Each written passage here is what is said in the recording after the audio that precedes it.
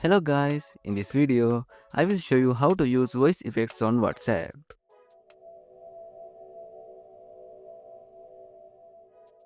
First open your browser and search for Voicemod. Then download it and install it on your PC. I already have it installed, so I am going to open it now.